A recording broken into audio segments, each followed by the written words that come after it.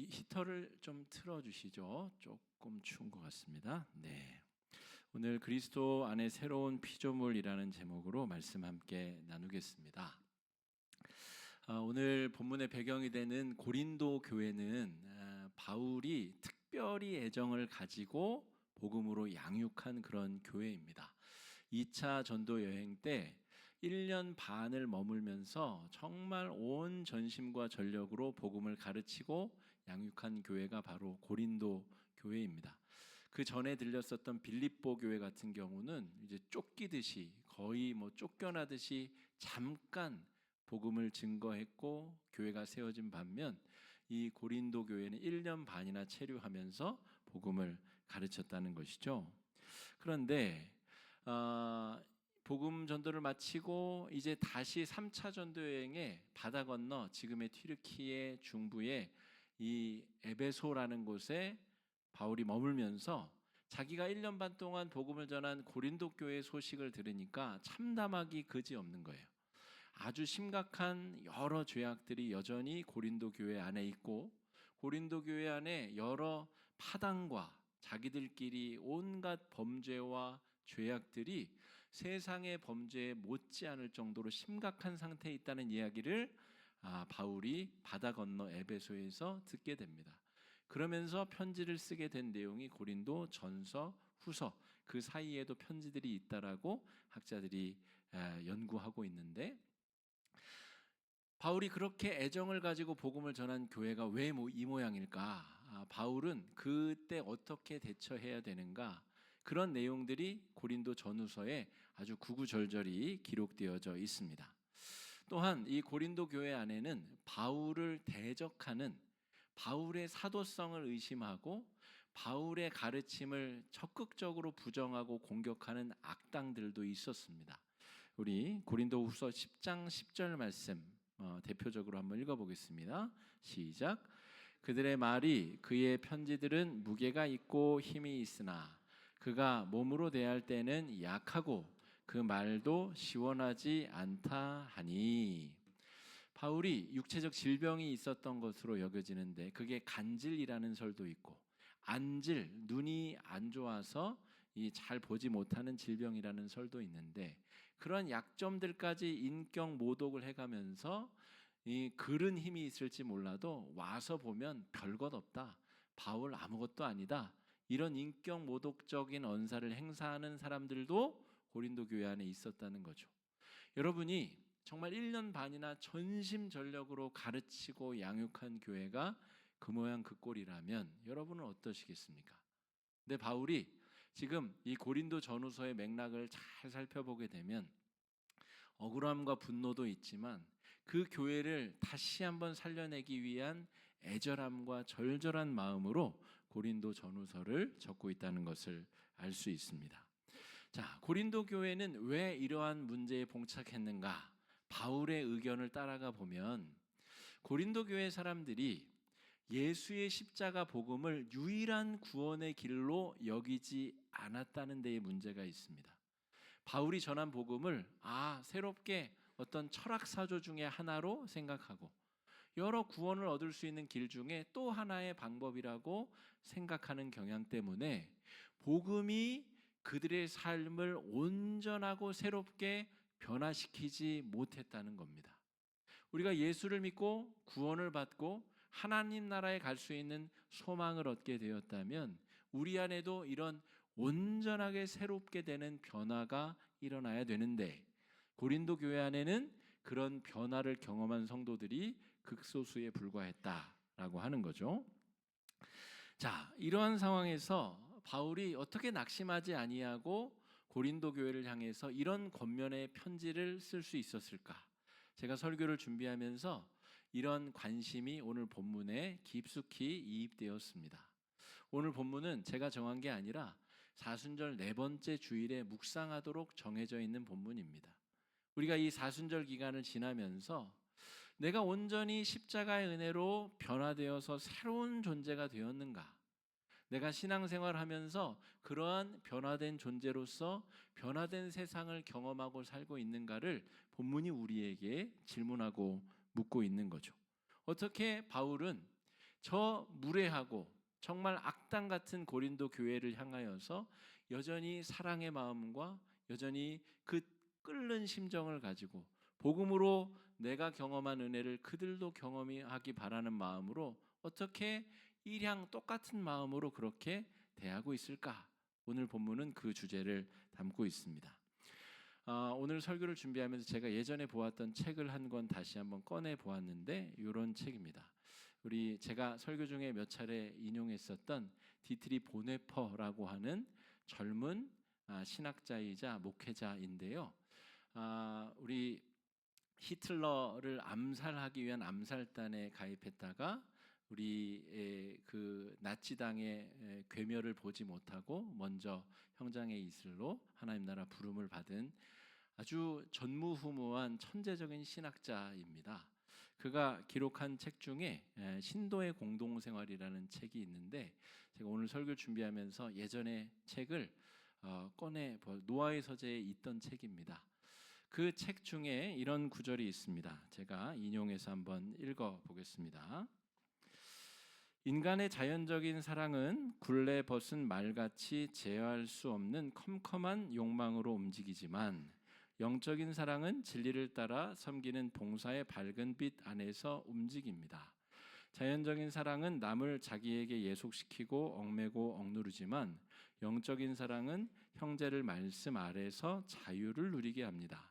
자연적인 사랑이 온실에서 꽃을 키우는 것과 같다고 한다면 영적인 사랑은 자유로운 하나님의 하늘 아래서 비바람을 맞으며 햇빛을 받고 씩씩하게 자라서 하나님이 기뻐하시는 열매를 맺는 것입니다. 우리 문익환 목사님이 번역한 번역본으로 45쪽에 있는 내용입니다. 무슨 말인가 싶으시죠? 쉽게 좀 더 설명을 드리면 신도의 공동생활, 교회 생활에 관련된 이야기예요.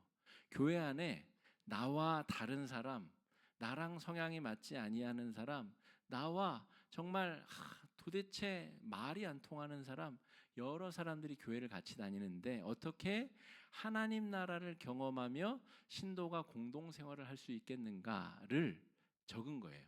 그런데 제가 천재적인 신학자라 그랬잖아요. 오늘 본문에 이 어려운 내용을 아주 쉽게 번역을 한 겁니다. 이마저도 어렵게 느껴지지만 무슨 말이냐면 내가 다른 사람을 대할 때에 십자가를 통과해서 그 사람을 만나야만 그 사람과 신앙생활을 같이 할 수 있다는 말입니다. 아까 자연스러운 그런 사랑의 관계는 절대로 하나님 나라를 경험할 수 없다는 겁니다. 다른 사람이 나를 비난하거나 나를 공격하거나 내가 하지 아니하는 거짓말로 나를 힐난할 때도 십자가를 통과해서 그 말을 듣게 되면 그 말이 다르게 들린다는 거죠. 내가 그 사람에게 하고 싶은 이야기도 십자가를 통과해서 이야기하면 너와 내가 십자가 안에서 사랑의 형제 자매로 만나게 된다는 이야기를 쓰고 있는 겁니다. 오늘 고린도후서 5장의 내용을 우리가 그래도 알아들을 수 있는 쉬운 언어로 쉽게 해석해 놓은 거죠. 이 책 노아의 서재에 잘 또 비치해 두겠습니다. 책이 얇아가지고 한참 찾아야 찾을 수 있을 텐데 빌려가실 분들은 또 잘 빌려가 보시면 좋을 것 같습니다. 고린도후서 5장 17절 말씀, 바울이 지금 한 얘기를 이 보네퍼라고 하는 신학자가 해석한 겁니다. 한번 읽어보겠습니다. 시작. 그런즉 누구든지 그리스도 안에 있으면 새로운 피조물이라. 이전 것은 지나갔으니 보라 새 것이 되었도다. 너무 유명한 말씀이어서 우리가 이 말씀의 본래 의미를 꼭꼭 씹어 먹지 못하고 흘려버리는 경우가 많습니다. 오늘 바울은 그런즉 누구든지 유대인만이 아니고 율법 잘 지키는 바리새인만이 아니라 누구든지 살인을 저지른 범죄자라도 온 평생을 이방의 우상 숭배에 빠져 있었던 사람일지라 할지라도 누구든지 그리스도 안에 있을 때에 새로운 피조물이 된다고 바울은 선언하고 있습니다. 자, 세례를 받으면도 아닙니다. 그 사람이 좋은 과정을 통과하면 새신자 과정, 육주 과정을 통과하면도 아닙니다. 뭐라고 전제를 하고 있죠? 누구든지 그리스도 안에 있으면. 이게 굉장히 중요한 전제 조건입니다. 그리스도 안에 있을 때 우리는 새로운 피조물로 거듭나게 된다는 것이죠. 예수 그리스도 안에 머문다는 것은 그래서 세례를 받았으므로 내가 하나님의 자녀다, 그런 말이 아닙니다. 지속적으로 그리스도 안에 머물러 있을 때에 내가 새로운 피조물로서 나와 다른 사람들과 건강한 영적 관계 안에 신앙생활도 할 수 있고 함께 연대해서 하나님의 나라, 하나님의 꿈을 이루어갈 수도 있다라는 거죠. 그래서 제가 이 예수 그리스도 안에 있다라고 하는 의미를 조금 더 자세하게 설명을 드리겠습니다. 참된 변화는 그리스도 안에 있을 때만 벌어지게 되는데, 그 그리스도 안에 있다는 말이 과연 무슨 말이냐? 제가 설명을 하겠다는 겁니다.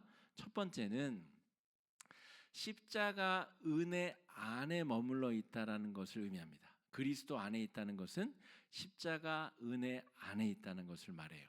지난 주 중에 우리 새벽 말씀 중에 달란트 비유가 있었어요. 5달란트 받은 종, 2달란트 받은 종, 1달란트 받은 종. 근데 이 달란트라는 이 화폐 단위는 너무너무 큰 단위여가지고 어떻게 이렇게 한 장, 두 장, 지폐 한 장, 두 장 이런 게 은전 하나, 두 개 이렇게가 아니라 무게로 측정되는 단위입니다. 그런데 금 1달란트는 금 35kg를 의미합니다. 요즘에 금값이 아주 하늘 높은 줄 모르고 치솟고 있죠.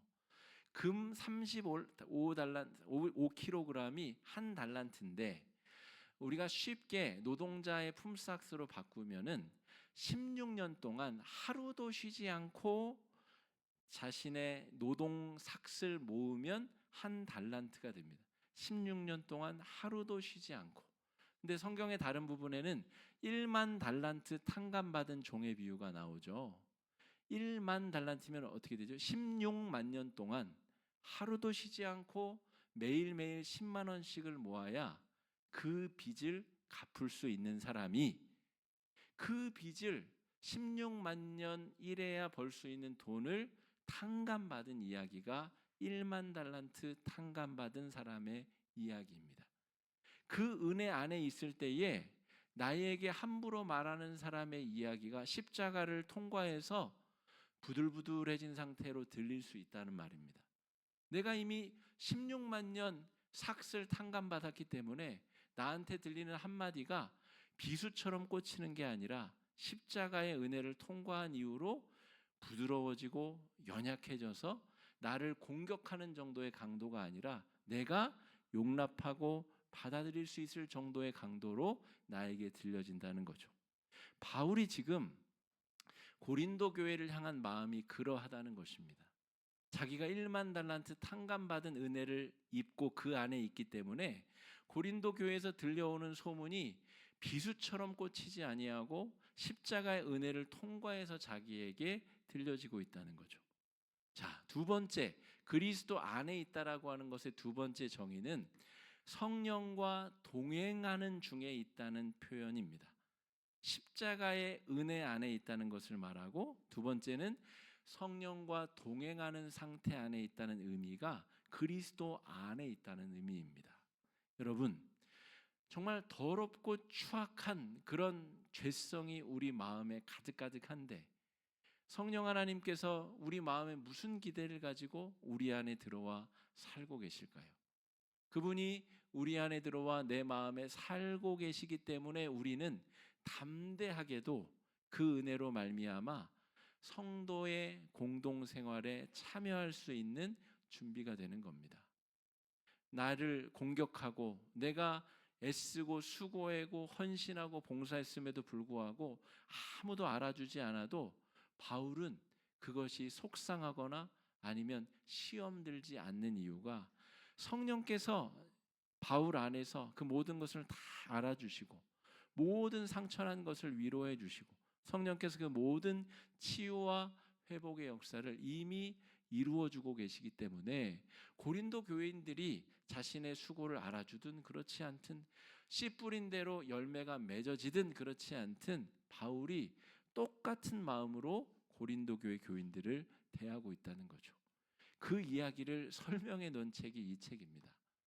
그러니까 여러분, 내가 은혜 안에 머물고 있는가, 내가 성령과 동행하며 순간순간을 살아내고 있는가를 이 주일 말씀 시간에 자기 자신을 잘 점검해 봐야 됩니다. 세 번째는, 그리스도 안에 있다라는 것의 세 번째 의미는 말씀의 순종함 가운데 경험하는 은혜입니다. 진리의 말씀, 이 진리의 말씀은 우리의 연약함을 초월하고 능가하는 아주 놀라운 능력의 말씀이죠. 이 말씀 앞에 겸손하게 부복하고 말씀대로 내가 순종하고 따르겠다라고 하는 겸손한 마음 가운데 이 바울의 고린도 교회를 향한 그 마음처럼 우리도 우리의 마음을 누그러뜨릴 수 있다라고 하는 거죠. 하나님의 말씀 앞에 자신을 비출 수 있는 인생이 그리스도 안에 있는 삶이다라고 말할 수가 있겠습니다.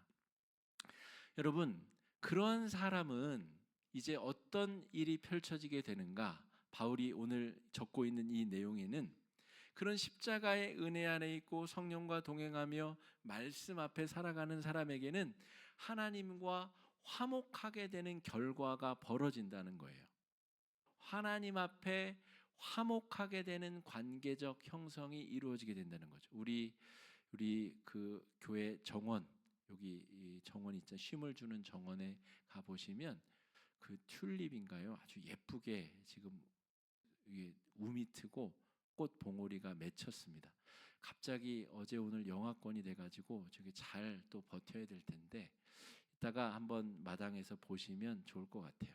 그런데 그걸 심으신 집사님이 작년 우리 11월경에 11월 12월경에 그것을 심었는데 구근을 심고 그걸 덮개로 덮었는데 저는 저게 어떻게 겨울을 이기고 싹을 틔울지가 정말 궁금했습니다. 그런데 봄이 되자 정말 신비롭고 놀랍게도 그것이 싹이 나고 그것이 아름다운 꽃봉오리가 맺힌 것을 보게 되었습니다. 어떻게 성령과 동행하는 사람은 하나님과 화목한 관계를 맺게 될까? 여전히 내 마음 가운데는 죄악이 들끓고 있고 온갖 탐욕과 더러운 것들이 가득한데 어떻게 내가 그런 은혜를 붙잡을 수 있을까? 바울은 하나님과 그 거룩한 관계 안에 그리스도 안에 있는 사람들은 하나님과 화목한 관계를 열매로 맺게 된다라고 선포하고 있습니다. 자, 내가 유한하다는 것을 인정하게 되고 자족하게 되고 또 하나님이 하실 일을 기대하게 되는 것. 바울은 아까 말씀드린 대로 육체적 질병이 있었습니다. 그게 간질이라고 해석하는 학자도 있고 안질, 눈의 연약함이라고 보는 사람도 있는데 하나님께서 복음 전도자에게 그 정도도 회복을 안 시켜주실까? 바울이 그런 마음으로 목숨을 걸고 3번이나 기도했었습니다. 그런데도 하나님이 기도를 안 들어주셨어요. 그 유한함 자체가 바울 안에서 용해되고 그 안에서 은혜로 완전히 녹아져서 하나님과의 거룩한 관계, 화목의 관계에 오히려 이 버팀목이 되고 지지할 수 있는 큰 기둥이 되었다는 거죠. 우리가 연약하고 유한하기 때문에 오히려 은혜 안에 머물을 수 있고 십자가의 은혜를 붙잡을 수 있는 겁니다. 그러므로 나의 연약함을 내가 인정하고 자족할 수 있는 것, 그것이 오늘 바울에게 벌어진 새로운 피조물로서의 사건, 하나님과 화목의 관계 안에 있다는 것의 첫 번째 사건은 유한함을 인정하고 자족하게 되는 것입니다. 두 번째는 하나님이 하실 일을 기대하는 것입니다. 1년 반이나 다 쏟아부었는데 고린도 교회 너희들 그 모양 그 꼴이냐? 라고 손절할 수도 있죠. 요즘에 우리 사회문화적인 현상 중에 손절 문화가 아주 많다고 합니다. 예전에는 한 번 직장에 들어가면 3, 40년 우리 은퇴할 때까지 한 직장을 다니는 일이 많았는데 요즘에는 급변하는 사회 변화 속에서 이직도 많아지고 그냥 내가 다른 곳으로 떠나면 그만이라고 하는 사고방식이 많아져서 아유 저 사람하고는 잘 안 맞아 내가 떠나면 되지 뭐 라고 하는 사회문화적 현상들이 팽배하다 그럽니다. 근데 여러분 우리 교회에서 상처받고 다른 교회 가면 거기서는 잘할 수 있을까요? 다른 교회에서 상처받고 손절하고 오면 우리 교회에서 잘할 수 있을까요? 우리가 오늘 바울이 말하는 것의 핵심적인 의미는 고린도 교회에서 그 큰 상처를 받았는데 어떻게 바울이 고린도 교회를 향하여서 동일한 마음으로 기도하고 권면하고 축복하고 함께 하나님 나라를 만들어가고 하나님께서 하실 일을 기대하면서 인내하면서 나아가고 있는가? 이게 성령께서 동행해 주시는 사람, 하나님과의 화목의 관계가 이루어진 사람의 맺는 삶의 열매의 두 번째 모습이다라고 하는 것이죠. 세 번째는 하나님 나라가 확장되어지는 일에 동참하는 삶입니다.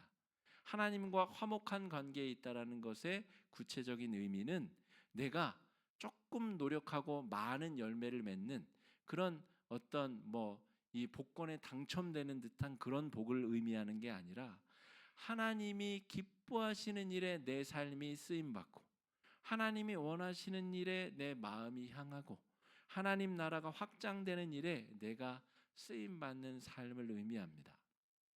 우리 각 부서에서 섬기고 애쓰는 여러 재직원들 계신데 내가 속한 그 재직 부서 안에서 하나님께서 어떻게 일하시는가, 하나님께서 어떻게 하나님의 일을 만들어 가시는가, 거기에 내 관심이 있고 그 일에 내가 작으나마 미력이나마 보탬이 되어서 함께 하나님 나라를 확장하는 일에 쓰임 받는 것, 이것이 하나님과의 좋은 관계가 확장되는 열매의 내용이다라고 하는 것이죠. 그래서 내가 생각하는 어떤 이상향을 추구하는 것보다 하나님께로 돌아가는 것이 영원히 살아가는 길이고 또 오늘 바울이 고린도 교회를 향하여서 끊임없이 권면하는 삶의 내용이다라고 말할 수가 있겠습니다. 우리 19절 말씀 같이 한번 읽어보겠습니다. 시작. 곧 하나님께서 그리스도 안에 계시사